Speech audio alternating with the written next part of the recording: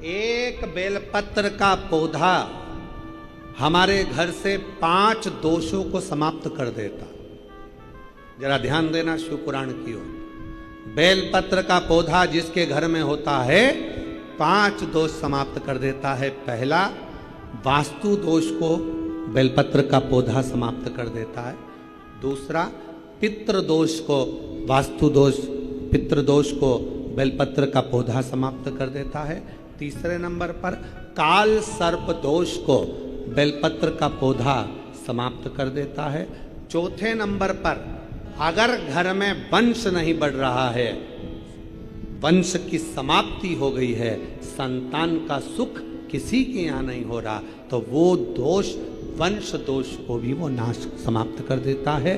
और 5वें नंबर पर है, 5वें नंबर, यदि घर में कोई बहुत बड़ी बीमारी प्रवेश करने वाली है, बहुत बड़ी बीमारी आने वाली है, तो बेलपत्र का पौधा वो बीमारी को अपने ऊपर झेल कर तुम्हें उस बीमारी से मुक्त कर देता है।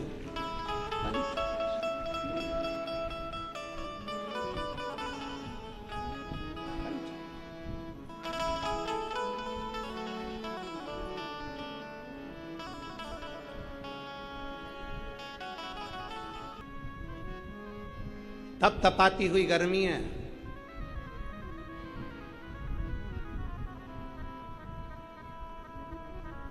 और इस तपतपाती हुई गर्मी में आप अपना घर, एसी का कमरा, कूलर, पंखा छोड़कर यहाँ आए हो। और मैं माननीय श्री अमरजीत सिंह जी मेहता जी को धन्यवाद देता हूँ। हमने बहुत सारी कथाएं करी हैं, पर इतने सारे कूलर की व्यवस्था किसी कथा में नहीं हुई जो तुमने इस कथा में इतने लाइन से कूलर लगा दिए, इतनी सुंदर व्यवस्था आपने कर। एक बार श्री अमरजीत सिंह जी के लिए जोरदार ताली का नाद करिए। साधु था, बहुत सारा, जगह जगह पंखे, कूलर, और इतनी संख्या में एसी, कूलर, पंखे, बहुत सुंदर व्यवस्था, बहुत सुंदर। साधुता है आप। इसीलिए कहते हैं पंजाब के लोगों के बराबर दुनिया में कोई सेवा नहीं कर सकता जो पंजाब का व्यक्ति करता है। पंजाब। और कल हम को आशीष रील दिखा रहे थे, तो उसमें बता रहे थे कोई छाछ बांट रहा है, कोई ठंडाई बांट रहा है, कोई पानी की बोतल बांट रहा है, कोई टॉफी बांट रहा है, कोई बिस्कुट बांट रहा है। देखकर बड़ी प्रसन्नता। समदर्शिता, समदर्शिता, सहजता। पूरा यहाँ से लेके वहाँ तक कूलर कूलर कूलर कूलर, बीच में देखो तो पूरी पट्टी कूलर से पटी पड़ी हुई है, उधर से देखो तो वहाँ तक सारी व्यवस्थाएं, कूलर, पंख। बहुत बहुत साधुवाद। कहाँ बैठे अमरजीत सिंह जी? कहाँ है? साधुता आपको बहुत बहुत बहुत बहुत धन्यवाद। साधुता जो सभी शिव भक्तों के लिए बहुत सुंदर व्यवस्था कर। एक बार जोरदार ताली बजाएं, फिर साधुता के साथ। बहुत कामना से आए हो आप, जिस भाव से आए, जिस स्वभाव से आए, जिस मन को लेकर, जिस विचार को लेकर, जिस सोच को लेकर, जो मन में तुम्हारे भावना है, तुम्हारे मन में जो सोच है, तुम्हारे मन का जो भाव है, जिस कामना से तुम यहाँ आए हो भगवान शिव की शरणागति ग्रहण करने के लिए,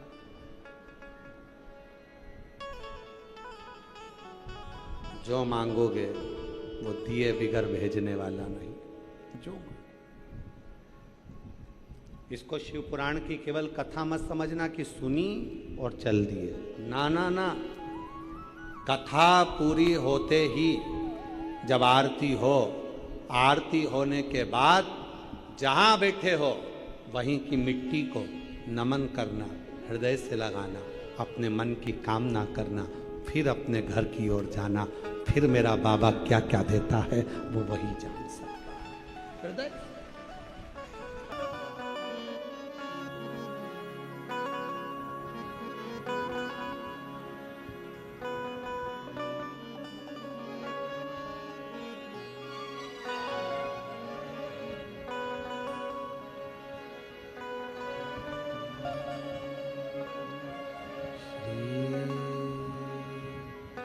शिवाय नमस्तुभ्यं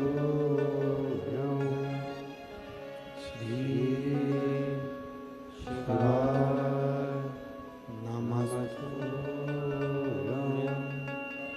श्री शिवाय नमस्तुभ्यं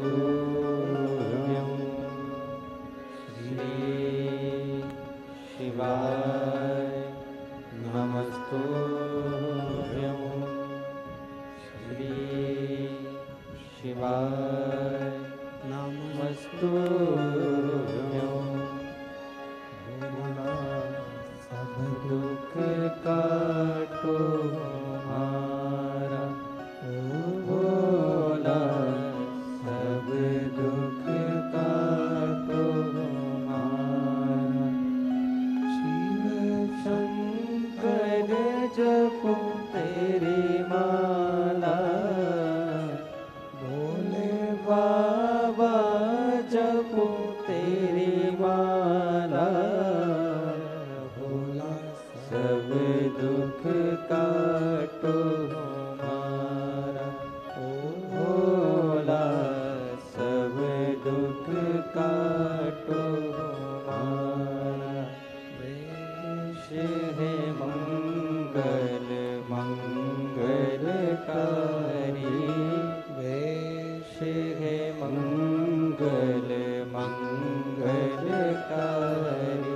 शमशान वासी हमारा शमशान वासी हमारा ओ भोला सब दुख काटो हमारा ओ भोला सब दुख काटो हमारा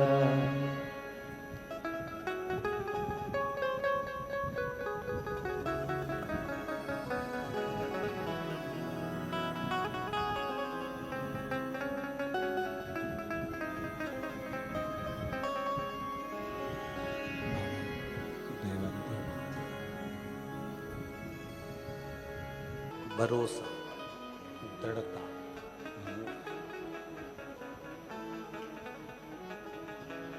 और जब दृढ़ता मूल होती है, जब भरोसा मूल होता है, तब शिव की अविरल भक्ति हमारे जीवन में प्राप्त होती है।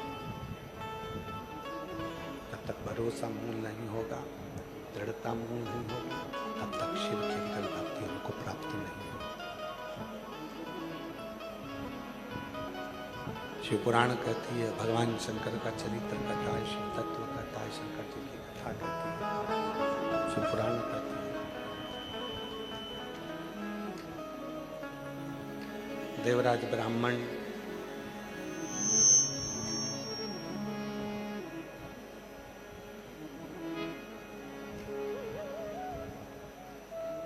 एक क्षण शिव की कथा को श्रवण कर भगवान शंकर की कथा को सुनकर धारण कर शिव के ही धाम में चला गया, भगवान शंकर के धाम में चला गया।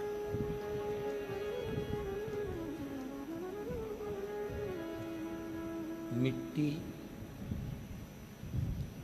का संग जब कपड़े को मिलता है, मिट्टी का संग जब कपड़े के साथ में रहता है, मिट्टी का संग जब कपड़े के साथ रहता है तो कपड़ा गंदा हो जाता है। कपड़ा मिट्टी का संग पकड़कर गंदा हो जाता है और मनुष्य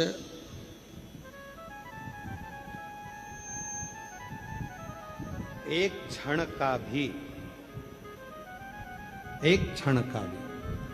अगर शिव तत्व प्राप्त कर ले, शिव महापुराण की कथा को प्राप्त कर ले, तो वो अपनी जिंदगी के सबसे कीमती हीरे परम तत्व शिव को प्राप्त कर लेता है।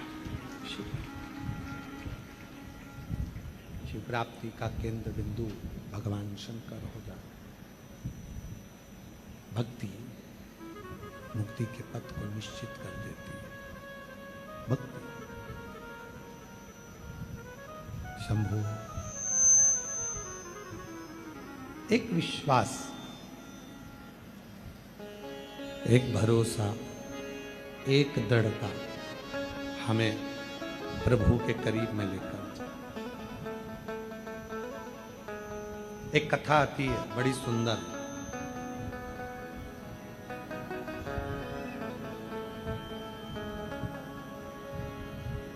एक बनी नाम की एक लड़की थी।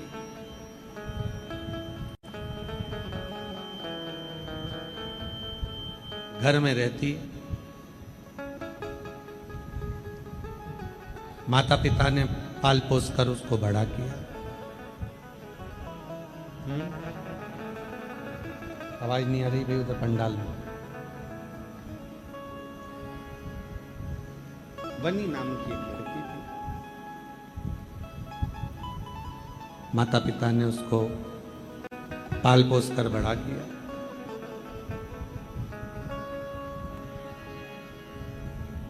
एक दिन बनी के मन में आया, बनी की चित्तवृत्ति में आया, बनी के मन में आया, बनी के विचारों में आया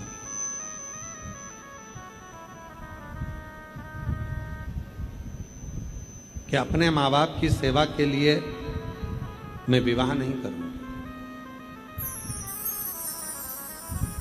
पर शिव पुराण की कथा कहती है, भगवान शंकर का चरित्र कहता है कि जन्म, मरण और परण तीन शिव के हाथ। कब जन्म दिया, कब देना है, कब मृत्यु होगी, कब विवाह होगा, ये उसी के हाथ में निश्चित है। ये उसके हाथ, आपके और हमारे हाथ में ये कुछ भी नहीं। जन्म भी उसी के हाथ में, मरण भी उसी के हाथ में, परण भी उसी के हाथ में। आपके और हमारे हाथ में कुछ भी नहीं। बनी मन में विचार कर ली कि मेरे माँ बाप थे, मेरे माता पिता की सेवा करूंगी और माँ बाप की सेवा के सिवा मैं विवाह नहीं करूंगी, मैं शादी नहीं करूंगी। पर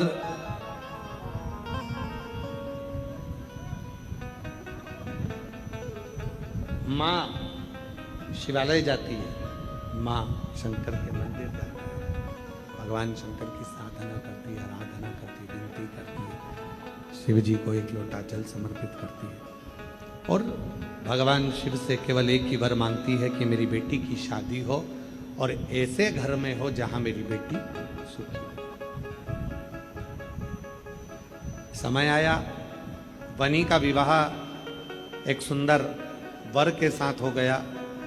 बनी ने एक दिन अपनी माँ से कहा कि माँ, मैं भी मंदिर जाती हूँ और तू भी मंदिर जाती है, मैं भी भोलेनाथ जी से मांगती हूँ और तू भी भोलेनाथ जी से मांगती है, मैं भी विनय करती हूँ, तू भी विनय करती है, पर शिवजी ने, मैंने मांगा था कि मेरा विवाह ना हो और मैं अपने माँ बाप की सेवा करूँ, और तूने मांगा कि मेरी शादी हो जाए और तेरी बात पूरी हो गई और मेरी बात ना हुई। माँ ने जो कहा वो स्मरण करिएगा जरा। माँ कहती अपनी बेटी से, बेटी सुनो, ऐसा नहीं है, शिव जी को किसी भी भाव से रिझाओगे, भगवान शंकर को किसी भी भाव से रिझाओगे, भगवान शंकर को किसी भी भाव से कहोगे, प्रार्थना करो।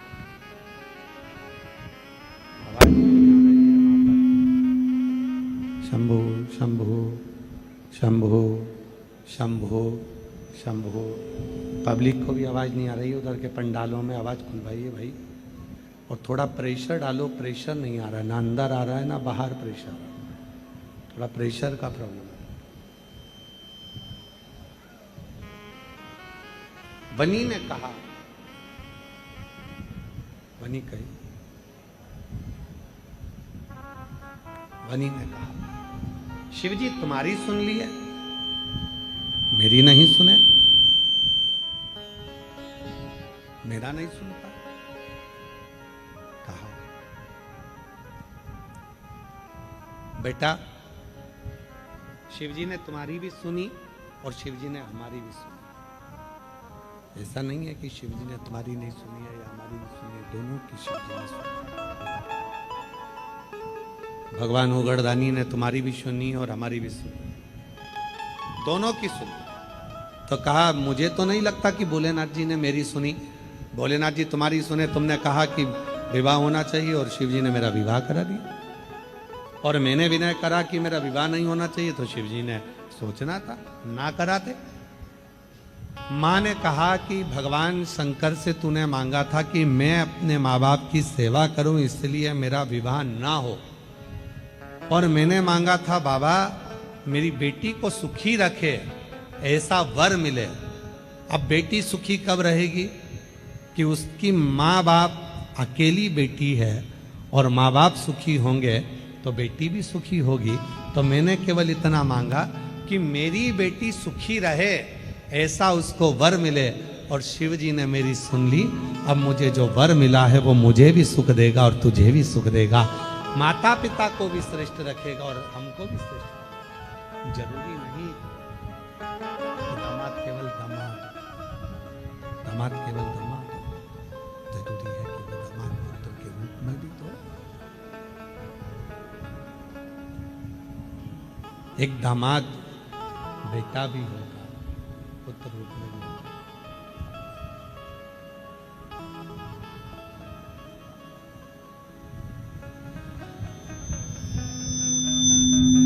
एक दामाद पुत्र रूप में भी होता है, बेटे के रूप में भी होता है। पुत्र वैश्य शिव से मांगो, मना नहीं है, पर शिव से सर्व जगत के हित का, संपूर्ण जगत के हित का। शंभु शंभु शंभु शंभु शंभु। शिव से मांगो, मना नहीं, पर शिव से वो मांगो जो सर्व जगत के हित का,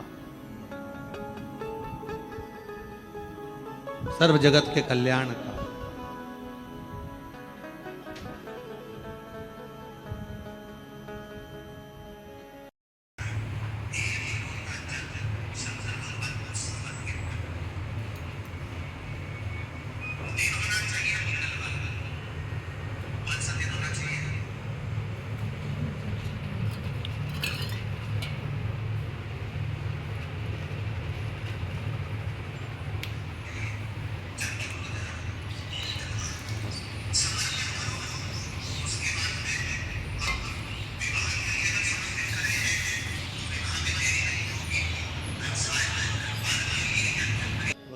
भगवान शंकर की कथा कहती है, शिव महापुराण की कथा वर्णन करती है।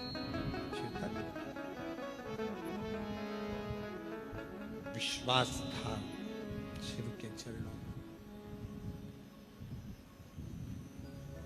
किसी ने पूछा कि देवराज जब चोरी का धन लेकर गया, बेकार धन लेकर गया, गलत धन लेकर गया, तो शिव के मंदिर में क्यों पहुंच गया?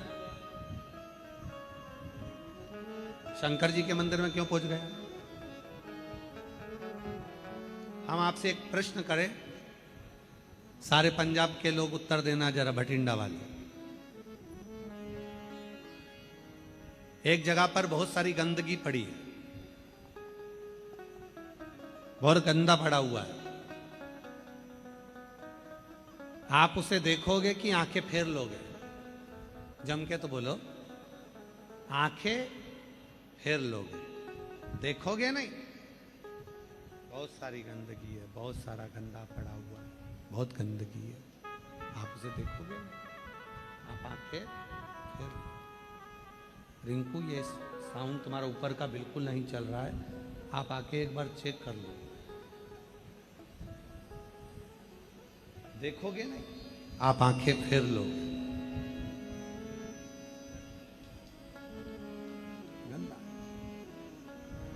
गंदे पर तुम्हारी दृष्टि नहीं जाएगी, तुम उसको देखकर आंखें बंद कर लोगे, आंखें फेर लोगे।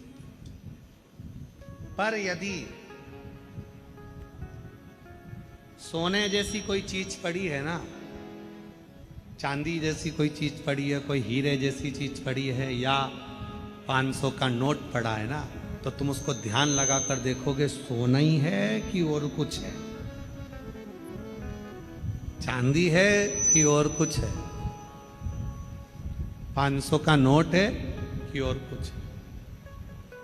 ध्यान लगाकर देखोगे उसको, ध्यान लगा। बस जैसे तुम हो वैसे मेरे देवादिदेव महादेव है। मेरे महादेव संसार का आदमी मनुष्य कितना भी पापी क्यों ना है, कितना गंदा क्यों ना है, मेरा शंकर तुम्हारी गंदगी को नहीं देखता, मेरा शंकर तुम्हारी अच्छाइयों को देखता है, तुम्हारी श्रेष्ठता को देखता है। मेरा शिव तुम्हारी गंदगी नहीं देखेगा, मेरा शंकर तुम्हारी गंदगी नहीं देखेगा, तुम्हारी अच्छाइयों को देखेगा मेरा शंकर, तुम्हारी अच्छाइयों।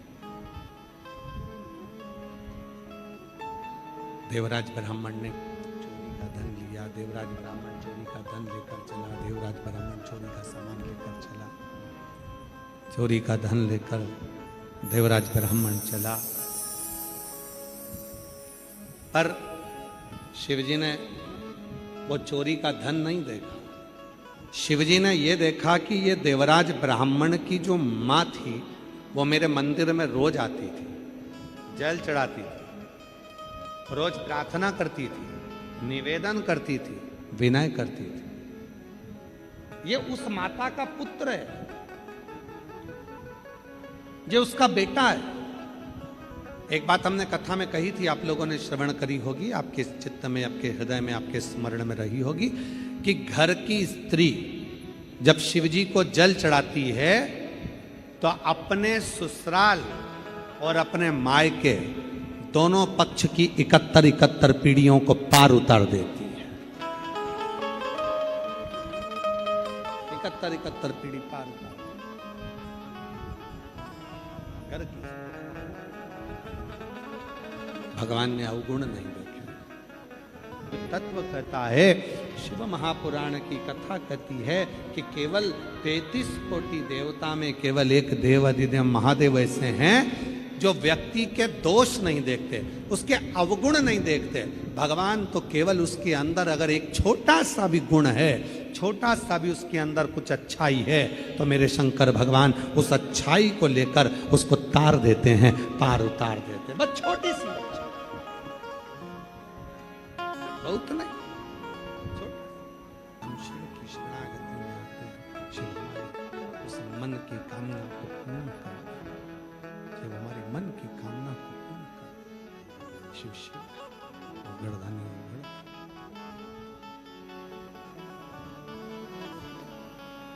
माँ देवराज ब्राह्मण की माता जल चढ़ाती थी, और देवराज ब्राह्मण की माता जल चढ़ाती थी, उसका फल देवराज को। किसी ने कहा कि गुरुजी देवराज चोरी का धन लेकर गया था, शिवजी को तो उसको दंड देना था। फिर शिवजी ने उसको नंदी पर बिठाया और कैलाश लेकर चले गए।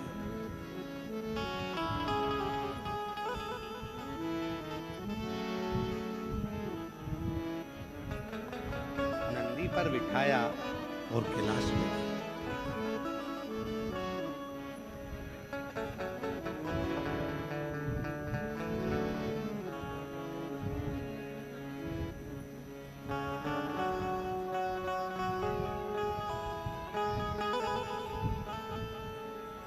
कौन सा पुण्य था, कौन सा सत्कर्म था, कौन सा पुण्य, कौन सा सत्कर्म। 33 कोटि देवता में, 33 कोटि देवता में केवल एक देवाधिदेव महादेव ऐसे हैं।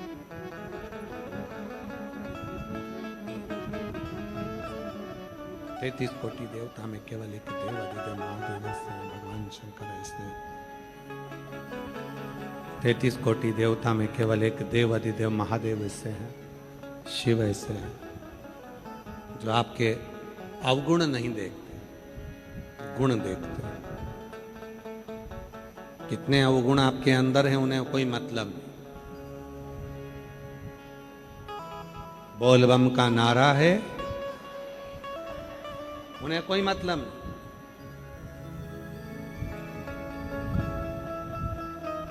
एक माताजी ने हरियाणा में अभी कथा थी,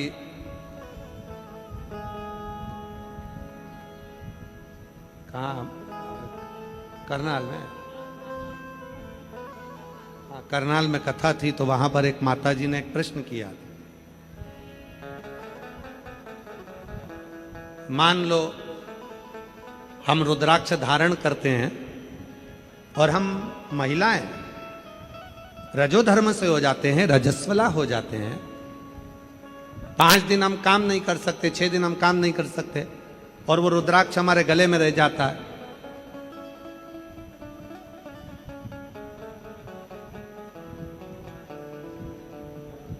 फिर तो हमको दोष लगेगा ना महाराज जी।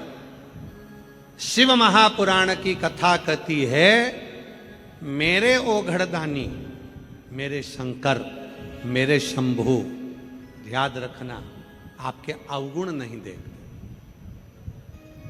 आपके दोष नहीं देखते। मेरे शिव केवल आपका एक क्षण का किया हुआ पुण्य देखते, एक क्षण का करा हुआ, एक क्षण का।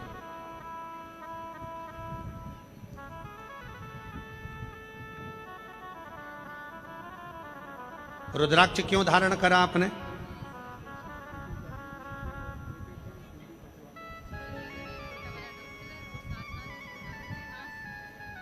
बेटे का केंद्र में सचिवालय में उच्च पद पर नियुक्त हुआ और एक बेटा डॉक्टर हुआ, आंखों का सरकारी। एक बार जोरदार ताली बजाकर।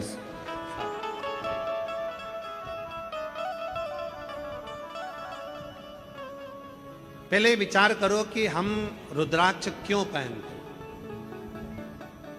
आप लोगों ने रुद्राक्ष क्यों पहना? गले में रुद्राक्ष की माला क्यों धारण करते हैं? अपने गले में रुद्राक्ष की माला क्यों पहन कर रखते हैं?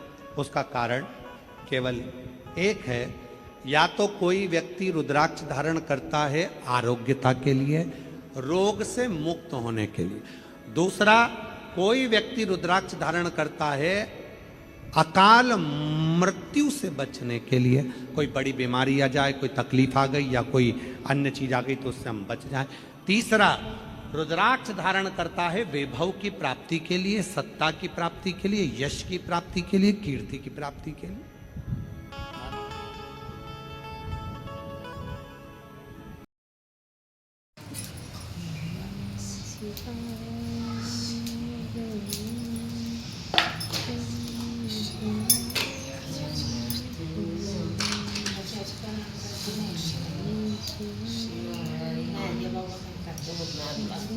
Bapak, Ustaz, Bapak,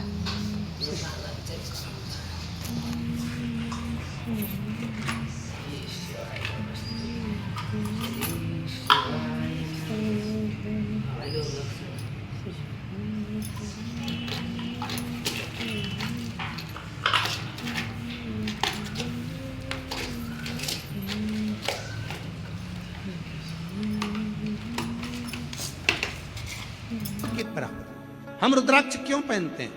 कोई रोग है, कोई बीमारी है, कोई तकलीफ है, वो दूर है। कोई कष्ट है, वो दूर है। कोई परेशानी है, वो दूर है।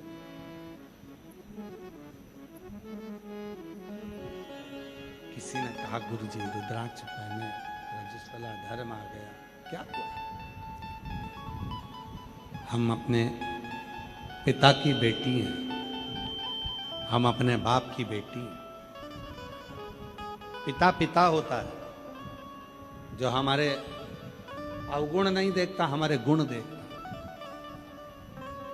हमारे गुण देखता। तत्व शिव के प्रति विश्वास, कृपा के बिना सब शिव या शिव। रुद्राक्ष आप कैसे भी हो, कैसे भी हो, आपके गले में अगर लाल धागे में एक रुद्राक्ष है, दुनिया की सारी विपदाओं से वो बचा कर रखता। और यदि शिव की कृपा हो जाए, कभी सीहोर जाओ, कुबेरेश्वर धाम से जो रुद्राक्ष लेकर आओ, उसको अपने गले में पहन कर रखो, धारण कर। उस रुद्राक्ष का जल जब लगे कि मेरा शरीर ठीक नहीं है, रुद्राक्ष के जल को तांबे के कलश में रुद्राक्ष को डालो, पानी भरा हुआ शिव जी को चढ़ाओ, उस पानी का आचमन करना प्रारंभ करो।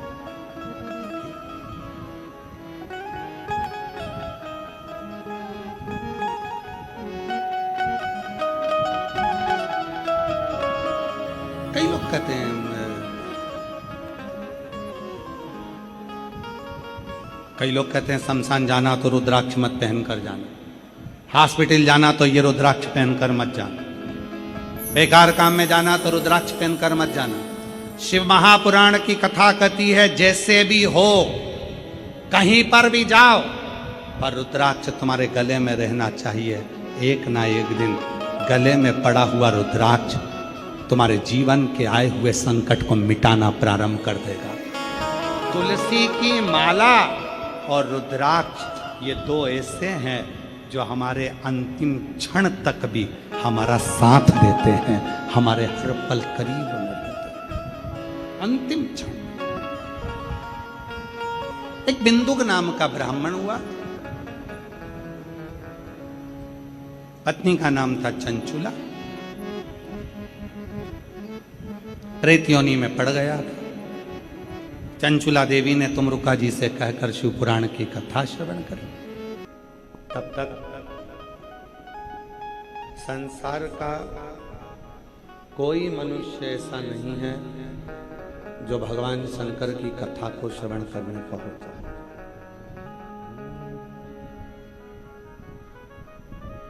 और सबसे ज्यादा कृपा तो भटिंडा वालों पर हुई है, जो एक बार नहीं तीसरी बार शिव पुराण की कथा आपके भटिंडा में।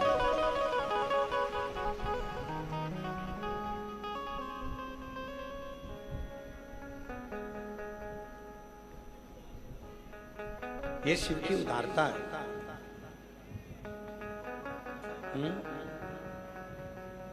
आशीष,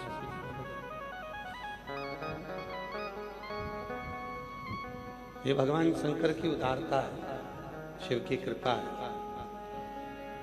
कल जब हम भटिंडा आए तो श्री अमरजीत सिंह जी और उनकी धर्म पत्नी दोनों कह रहे थे कि गुरुजी, भटिंडा वाले बार बार पूछते रहते हैं कि कब कथा होगी, कब कथा होगी। और ये शिव की उदारता है,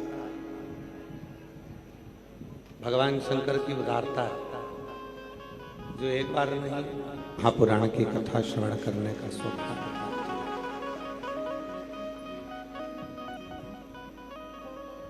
शिव कोई दूर नहीं है। जिन भगवान शंकर की कथा को आप और हम श्रवण करने के लिए बैठे हैं, यही हमारा आत्मलिंग ही शिव है।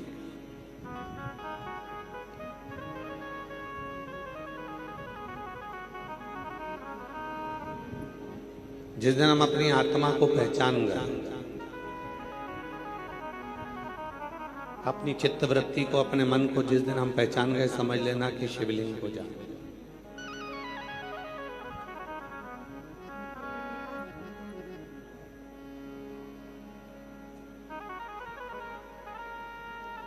संसार का व्यक्ति मंदिर तो जाता है, देवालय जाता है, शिवालय जाता है, पर शिव को नहीं जान पाता।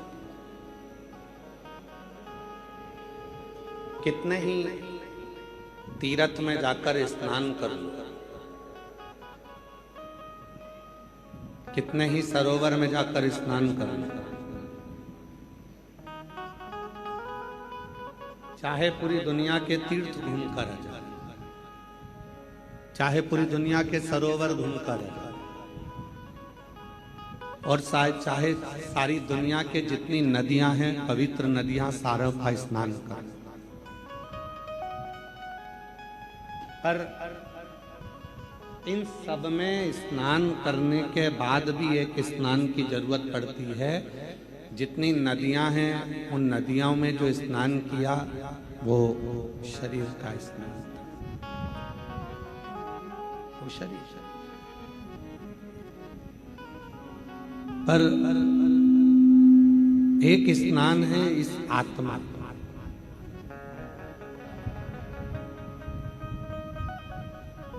एक स्नान है इस मन।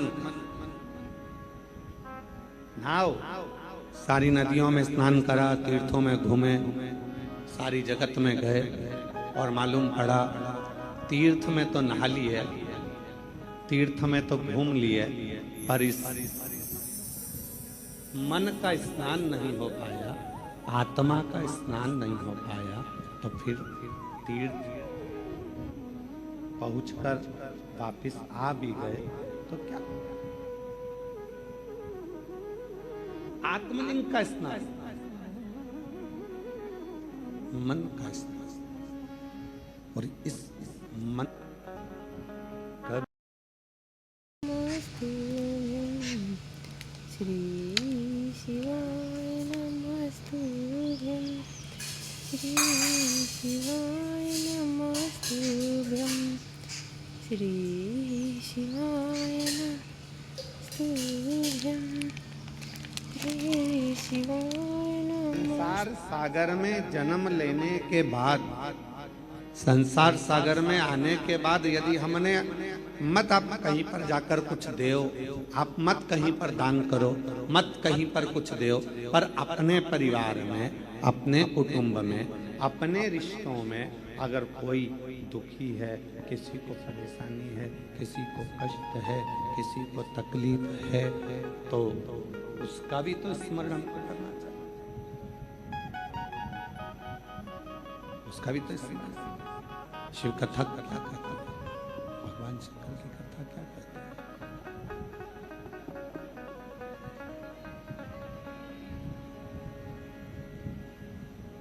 भगवान शंकर की कथा क्या कहती है? शिव कथा क्या कहती है?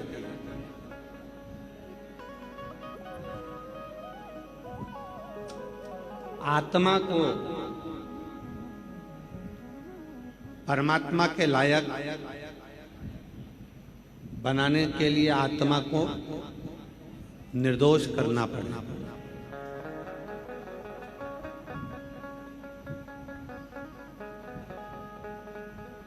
आत्मा को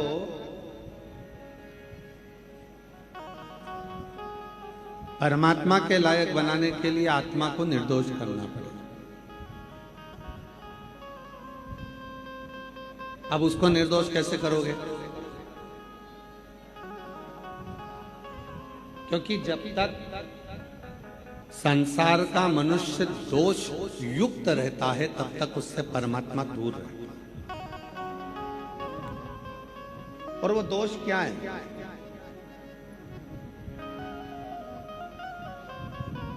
निर्दोष बनाने के लिए करना क्या पड़ेगा? तो कहा गुरु की वाणी को श्रवण करो।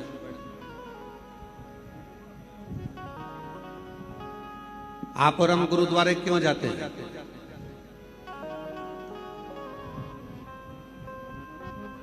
आवाज नहीं आ रही है, आवाज नहीं आ रही है। पंडालों में आवाज खोलो, दोनों साइड में।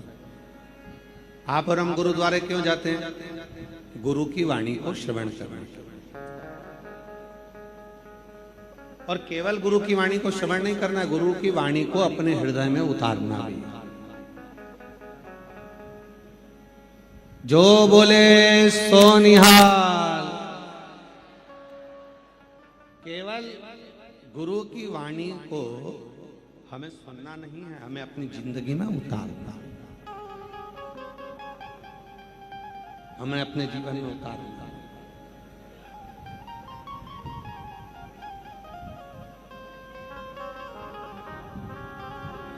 आत्मा को निर्दोष करने के लिए कुछ सूत्र बताएं।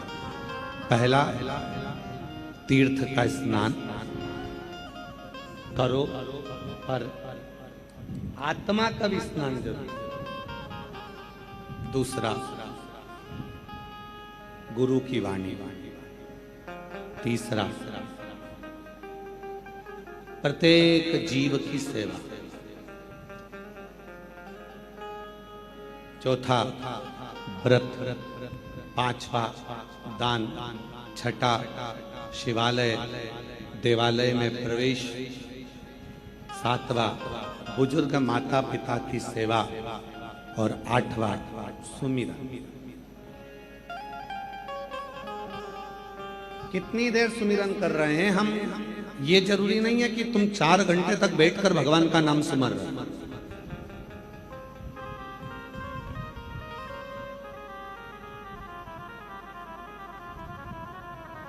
कितनी देर सुमिरन कर रहे हैं हम, ये जरूरी नहीं है कि तुमने 2 घंटा, 4 घंटा, 6 घंटा, 8 घंटा भगवान के मंत्र का सुमिरन करा।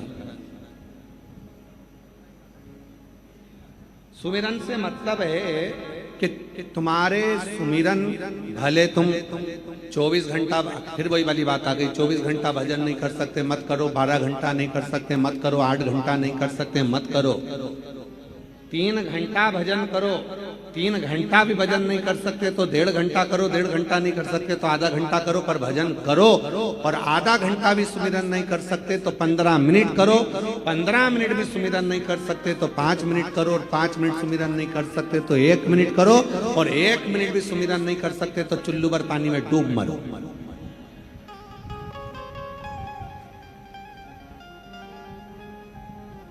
चौबीस घंटा परमात्मा ने दिया तो शिवपुराण ये थोड़ी ना करे कि तुम 24 घंटा मंदिर में बैठे रहो। शिवपुराण ये भी नहीं करे कि 24 घंटा तुम जल लेकर मंदिर के अंदर बैठे रहो। यहां तो शिवपुराण ने कहा 1 लोटा जल, बोल बम का नारा है, श्री शिवाय। यहाँ शिवपुराण ने ये नहीं कहा आपसे कि आप मंदिर में 1000 लोटा जल चढ़ाओ, मंदिर में बैठे रहो, 2 दिन तक बैठे रहो, 24 घंटा बैठे रहो, आधा घंटा बैठे रहो। ये शिवपुराण नहीं कहता, शिवपुराण ये बोली नहीं। शिवपुराण तो कहती है कि तुम्हारे पास में जितना समय मिले और जब समय मिले और जैसा समय,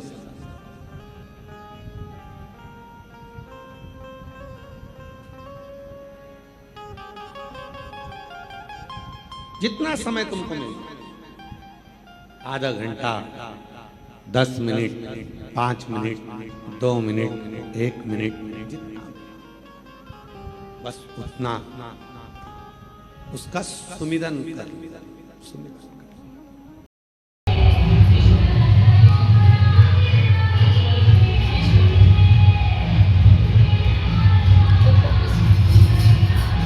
एक बात पूछे, जरा उत्तर दीजिएगा। घर बनवाते हो, कमरे बनवाते हो, रसोई घर बनवाते हो,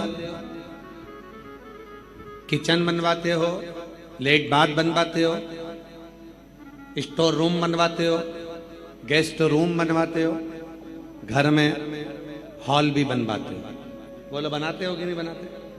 जम के तो बोलो, जरा आवाज नहीं आई, बोलो बोलो। बनवाते हो ना हॉल? गेस्ट रूम बनवाया, अपना रूम बनवाया, बच्चों का रूम बनवाया, किचन बनवाया, रसोई घर बनवाया, लेट बाथ बनवाए, स्टोर रूम बनवाया, और उसी मकान में एक हॉल भी बनवाया। हॉल का के लिए बनवाया? जब सबके रूम थे, अपने अपने रूम थे, घूम फिर कर आओगे, अपने रूम में जाओगे, तो फिर हॉल की जरूरत क्यों पड़ गई?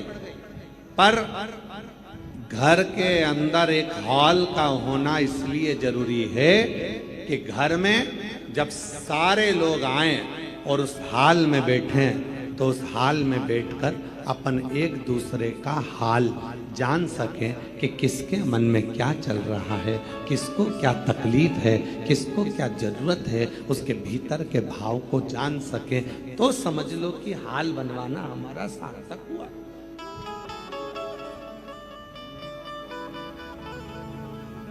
अब यहां भाई भाई का हाल नहीं जान रहा,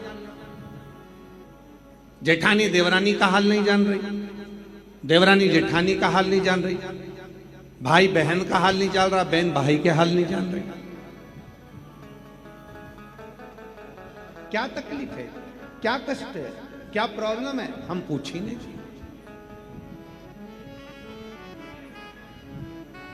हमने जाना ही नहीं। भटिंडा में ये कथा नहीं होती, पर यहां के मेयर श्री पदमजीत सिंह जी मेहता जब भी कहीं जाते तो वहां की जितनी माताएं, जितनी उन जीजियां, जितनी मेरी बहनें उनको मिलती, तो वह एक ही बात पदमजीत सिंह मेहता जी से कहती, मेयर साहब से कहती कि 2 बार कथा करवा ली, एक बार और सुनवा दो शिव पुराण। तो पद्मजीत सिंह मेहता जी ने फिर उनके पिताजी से कहा, अमरजीत सिंह मेहता जी से, और फिर अमरजीत सिंह जी ने श्योर फोन लगाया कि एक कथा हमारे भटिंडा में होना है, हमारा भटिंडा पूरा चाहता है कि शिव महापुराण की कथा हो और भगवान शंकर की अविरल भक्ति यहाँ धार।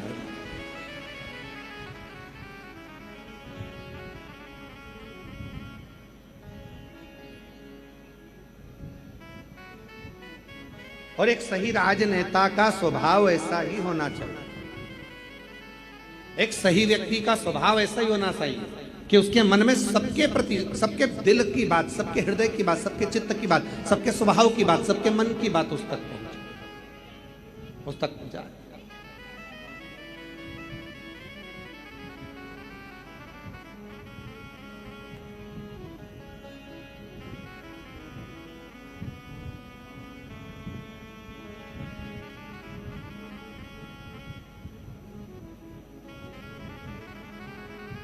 भटिंडा को झीलों की नगरी भी कहते हैं।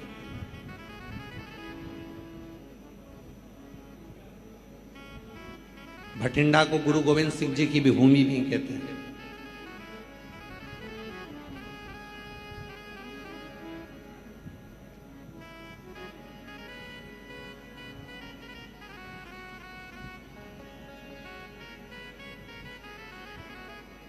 इस भूमि को समझना, इस भूमि को जानना, इस भूमि के विचारों को जानना, ये हमें आना चाहिए।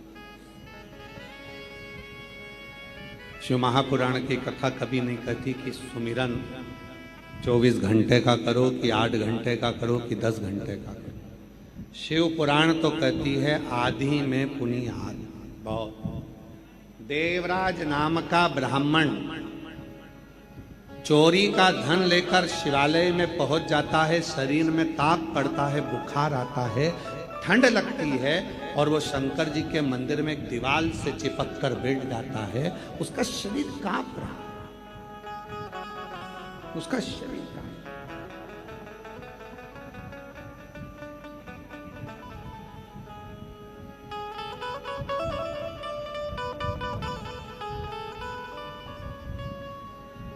कितनी देर का भजन किया उसने, कितनी देर का स्मरण किया उसने।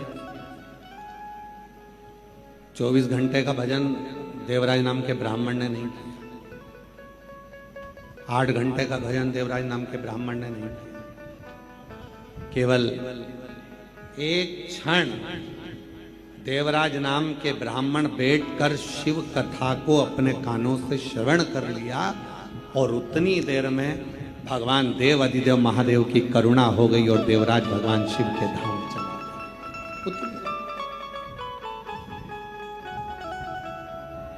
दो क्षण। और भाग्यशाली हो आप सब, जितने भटिंडा के इस पवित्र प्रांगण में बैठकर शिव महापुराण की कथा को श्रवण कर रहे हो, आप सब किस्मत भाग्यशाली। मेरे भोले बाबा ने अगर तुमको यहाँ बुलाया है, मेरे शिव जी ने अगर आपको यहाँ पर आमंत्रित करा है, मेरे शंकर भगवान की कथा श्रवण करने के लिए, मेरे बाबा की कथा श्रवण करने के लिए अगर आप यहां पहुंचे हो, तो 3 महीना इंतजार करना। श्री शिवाय नमस्तुभ्यं,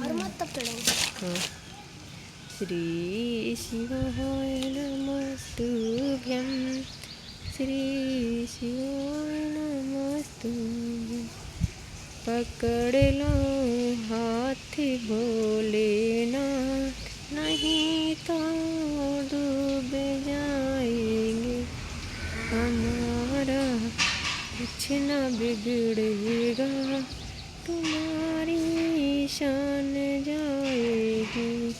पकड़ लो हाथ भोलेनाथ, नहीं तो डूब जाएंगे, कुछ न बिगड़ेगा, तुम्हारी शान जाएगी। घंटा 20 घंटा 14 घंटा 13 घंटा 10 घंटा 12 घंटा बैठ गए सुमिरन करने, मन ही नहीं लग पाया। तो शिव कैसे मिलेगा? फिर भगवान भोलेनाथ मिले तो मिले कैसे?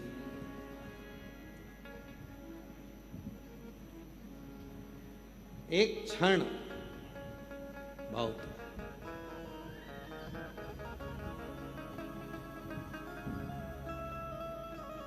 जन्म होता है, बच्चे का प्रसव होता है, मृत्यु होती है, जन्म में जितना समय लगता है शादी में उससे दुगना समय लगता है, और मृत्यु में सबसे कम समय लगता है।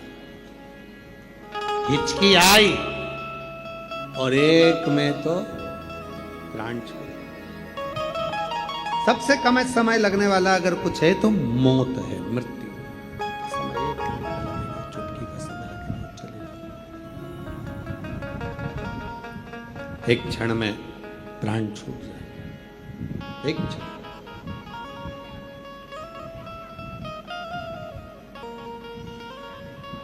बस जैसे मौत को आने में एक क्षण लगता है, अगर दिल से देव अधिदेव महादेव को पुकार लिया जाए तो मेरे शंकर को आने में भी केवल एक क्षण लगता है, एक क्षण, ज्यादा नहीं, एक क्षण। क्यों प्रदोष का व्रत आता है? क्यों शिवरात्रि आती है? क्यों सोमवार आता है? क्यों अमावस्या आती है? क्यों पूर्णिमा आती है? इसलिए रोड पर चलते चलते चलते चलते स्पीड ब्रेकर आता है। स्पीड ब्रेकर क्यों आता है? कि अपनी स्पीड को थोड़ा धीमा कर लो, स्लो करो, थोड़ा धीमा करो, थोड़ा स्लो करो। स्पीड ब्रेकर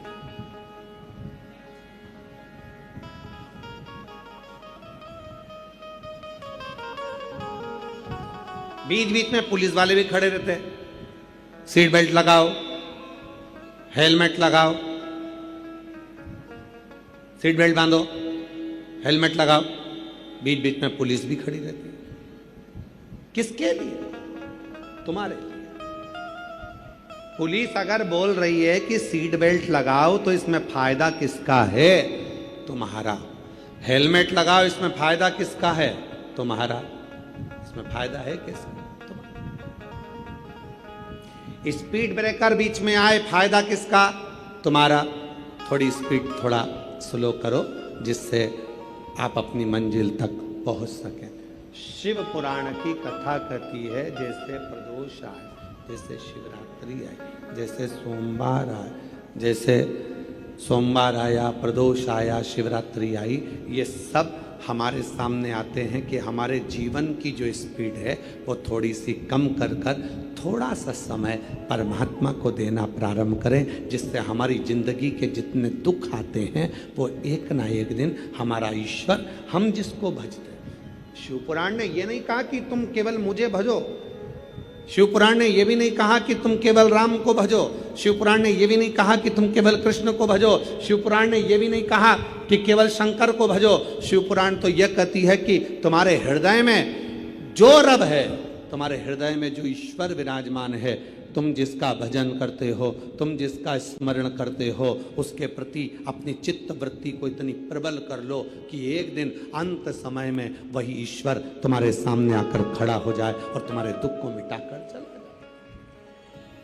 वही ईश्वर, वही ईश्वर।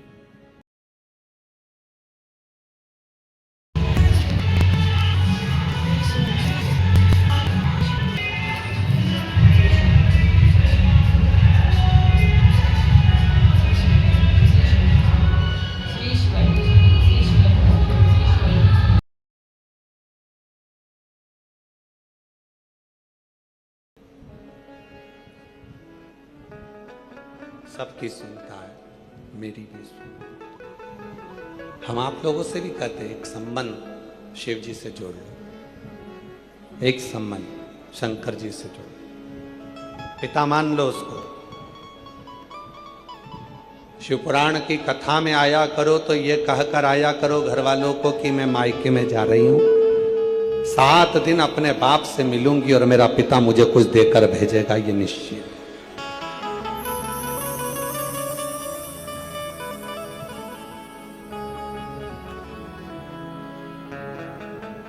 पहले दिन ही इतने सारे पत्र आए हैं कि ये पहले दिन के पत्र देखो आप, पहले दिन ही इतने पत्र हैं कि इनको पढ़ना ही मुश्किल। 7 दिन तो बाकी है और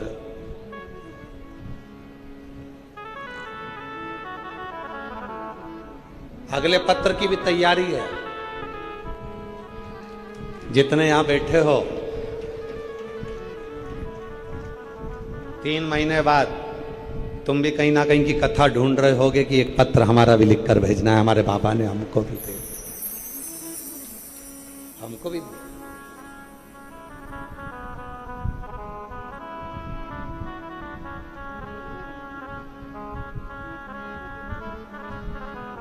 और बिना उसकी कृपा के कुछ मिल नहीं सकता।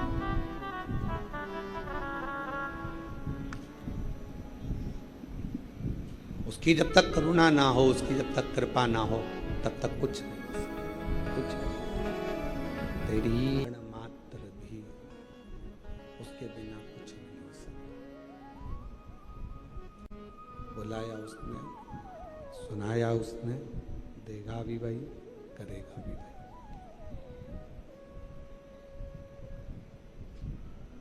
बहुत देवराज नाम के ब्राह्मण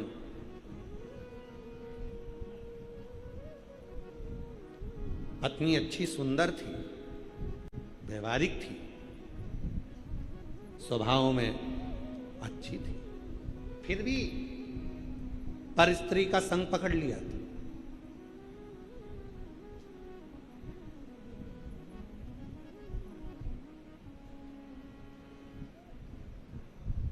दुनिया में ऐसे कई लोग हैं जिनको घर की दाल पसंद ही नहीं आवे,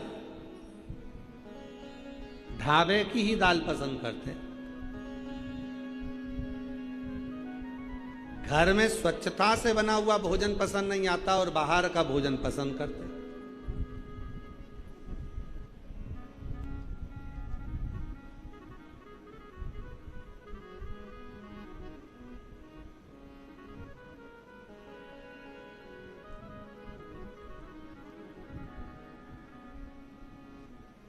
और हमारा नियम है, मान लो कहीं किसी स्थान पर गए और हम एक बार की बात है, बहुत पुरानी, नैमिषारण्य एक बार गए तो वहाँ रात्रि के समय पर पहुंचे, रात का समय था।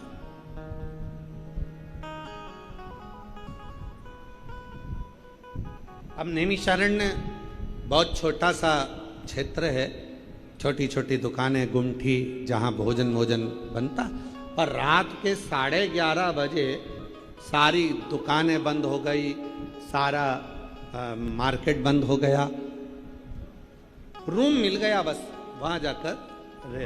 अब भूख लग रही बहुत तेज, कहाँ जाए, किस स्थान पर जाए। बैठे, मन में भाव आया कि बाबा जिस जगह पर हम ठहरे हैं यहाँ आसपास में तो कुछ दिख नहीं रहा, कुछ भी नजर नहीं आ, केवल एक साइड में एक गुरुद्वारा था, गुरुद्वारा। कोई जगह पर भोजन नहीं मिला, सब बंद पड़ा।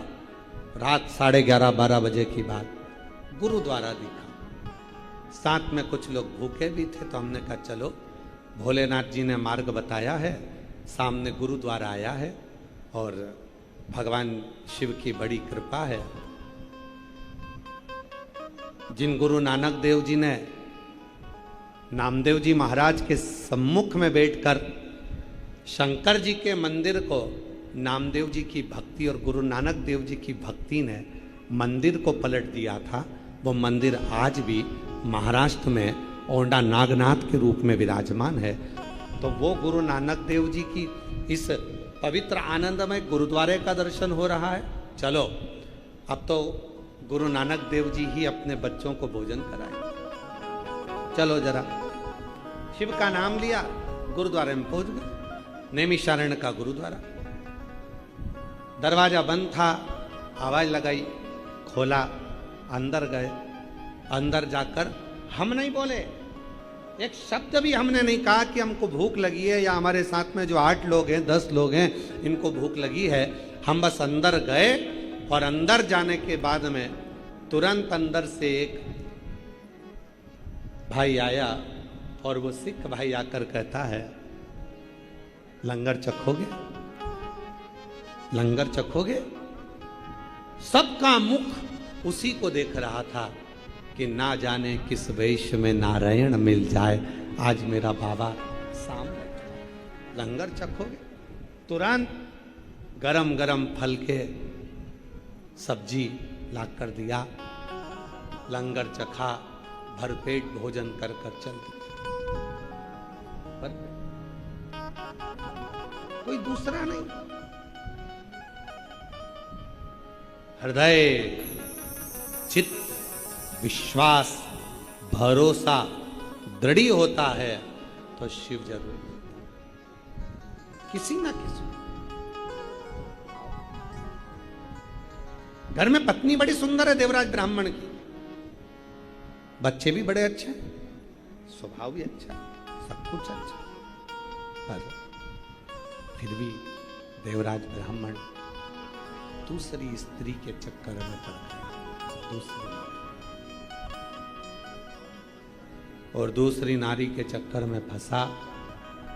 वो दूसरी रानी ने कहा, नारी ने कहा कि मुझे रानी के गले का हार ला कर दो। रानी के चोरी करा, हार लाया, पर स्त्री को दिया। देने के लिए लेकर आ रहा था और रास्ते में राजा के दूत पीछे पड़ गए और ये मंदिर में जाकर छुप गया। मंदिर आज तक पत्नी ने कुछ नहीं मांगा तो भी पत्नी बुरी थी, और वो जो पर स्त्री थी वो मांगती रही तो भी वो अच्छी लग रही थी। ये दुनिया की रीत है, दुनिया की। पराया धन और पराई नारी एक दिन बर्बाद कर कर ही रखती है, बर्बाद। पराया धन भी बर्बाद कर देगा और पर नारी भी बर्बाद। इसलिए भोलेनाथ जी से कहा करो, भगवान शंकर के मंदिर में जाया करो तो शिव जी से प्रार्थना करा करो, मेरे भाग्य का देना, मेरा देना, मेरे परिवार के भाग्य का देना। मुझे दूसरे का धन नहीं चाहिए। ये दूसरे का धन आएगा तो डॉक्टर में लग जाएगा, दूसरे का धन आएगा पुलिस में लग जाएगा, दूसरे का धन आएगा कहीं गलत जगह चले जाएगा, दूसरे का धन आएगा तो कहीं ना कहीं गलत संगत में लग जाएगा। मुझे नहीं, मेरा खुद का धन,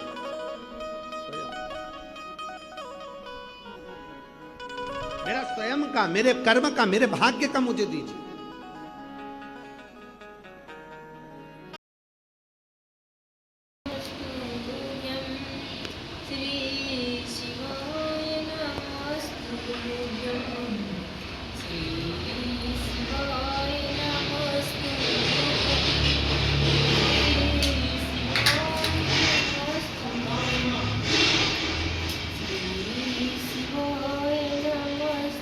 अच्छा कर्म करके चलो,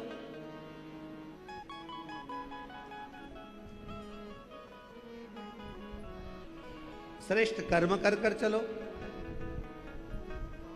फिर देखें क्या हो। दूसरे का धन भी नहीं चाहिए और पर नारी का संग भी नहीं चाहिए, होना ही नहीं। विश्वास जब दृढ़ होगा तो दुनिया का ऐसा कोई काम नहीं है जो हो नहीं सकता। शिव से कहो, शिव जी को कहो, विनय करो, निवेदन करो कि हमारे भाग्य का देना, हमारे भाग्य का देना, हमें दूसरे के भाग्य का नहीं चाहिए, दूसरे का धन नहीं चाहिए, हमें अपना देना, मेरे किस्मत का, मेरे भाग्य का देना। हमें दूसरे का धन नहीं चाहिए, दूसरे की संपदा नहीं चाहिए।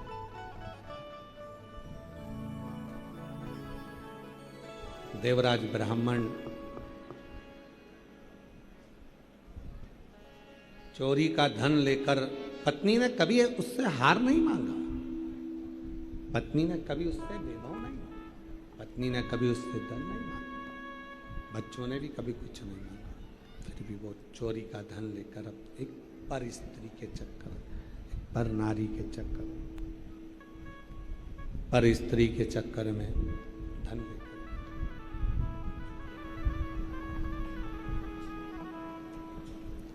दो क्षण की शिव पुराण की कथा सुनकर उसके प्राण चले। शरीर में तप, कष्ट था, रोग था, तपन थी, बुखार था, छूट गए प्राण। भोले बाबा दया करना, मैं तेरे भरोसे हूँ। श्री शिवाय नमस्तुभ्यं, श्री शिवाय नमस्तुभ्यं, श्री शिवाय नमस्तुभ्यं, श्री शिवाय नमस्तुभ्यं, श्री शिवाय नमस्तुभ्यं, श्री शिवाय नमस्तुभ्यं, श्री शिवाय नमस्तुभ्यं, श्री शिवाय नमस्तुभ्यं, श्री शिवाय नमस्तुभ्यं, श्री शिवाय नमस्तुभ्यं।